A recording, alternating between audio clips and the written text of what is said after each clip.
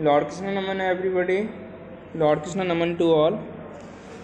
Dear student, turning fork की हमने बात की और टर्निंग फॉर्क में आपने यहाँ पे देखा कि किस तरह से बॉडी वाइब्रेट होती है। यहाँ पर नॉर्मल पोजीशन ऑफ स्प्रिंग को देखिए। यहाँ पर सारे के सारे स्प्रिंग के जो कॉइलिंग है वो सेम सिचुएशन में है, एक जैसी।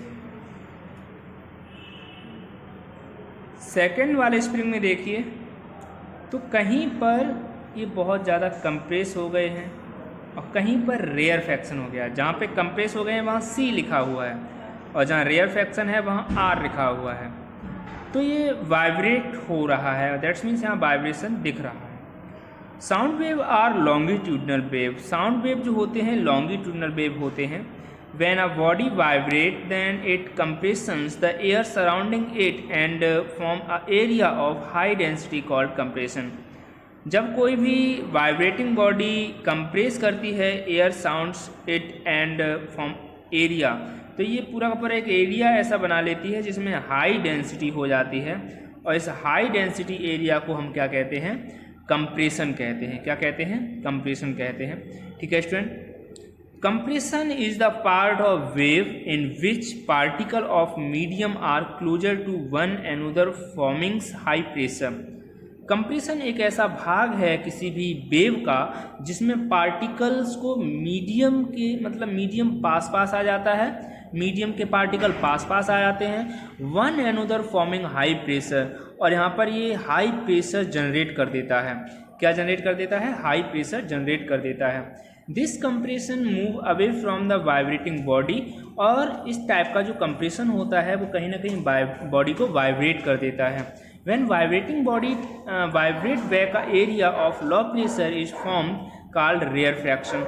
और यहाँ पर जो पार्टिकल्स थे अब दूर दूर होना स्टार्ट हो जाएंगे, और जब पार्टिकल दूर दूर होंगे तो क्या होगा? यहाँ पे when vibrate body vibrate back होगा, लो प्रेशर हो जाएगा, इस फॉर्म कॉल्ड रेयर फ्रैक्शन। तो इसे हम क्या कहेंगे? रेयर फ्रैक्शन कहेंगे।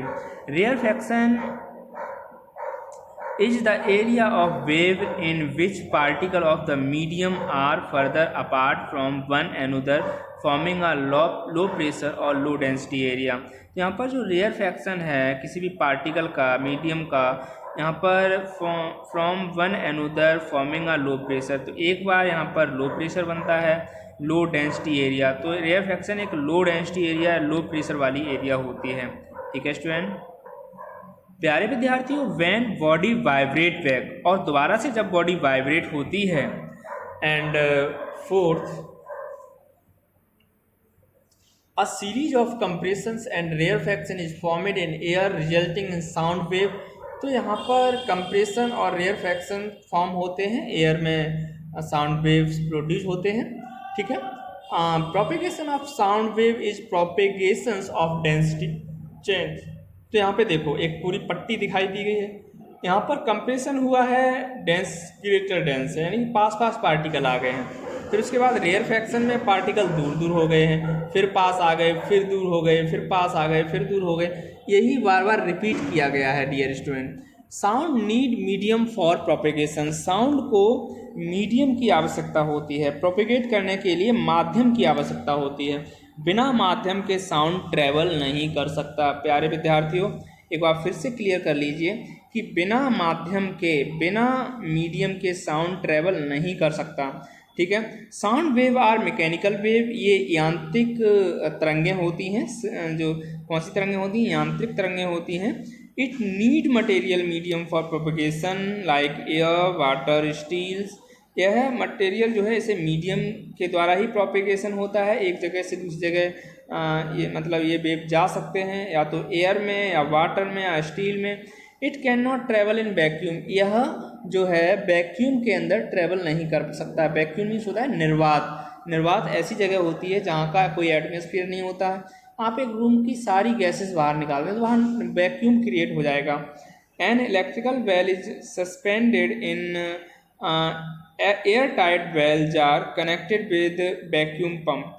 तो यहाँ पर एक इलेक्ट्रिक वेल जो होती है वो सस्पेंडेड होती है एयर टाइट वेल यानी कि एयर टाइट बेल्ट से कनेक्ट होती है जार से, connected with the vacuum pump, जो वैक्यूम पंप से कनेक्टेड होता है। ठीक है student. When bell jar is fully of air, जब वेल जार पूरी तरह से एयर से भरा होगा, we hear the sound but when air is pump, यहाँ पर साउंड प्रोड्यूस होगा लेकिन जब एयर को पंप किया जाएगा out from the bell jar by vacuum pump, इसको जब वैक्यूम पंप के द्वारा किया जाएगा, and we ring the bell no sound is heard, और जब ये घंटी बजेगी तो कोई भी साउंड सुनाई नहीं देगा, है ना। So medium is necessary for propagation of sound, इसलिए माध्यम जो है बहुत ज़्यादा ज़रूरी है। यहाँ पे आपको experiment to show that sound can not travel through vacuum, तो यहाँ पे दिखाया गया है कि किस तरह से किसी भी वैक्यूम में कोई साउंड प्रोड्यूस नहीं होता है। ठीक है स्टूडेंट।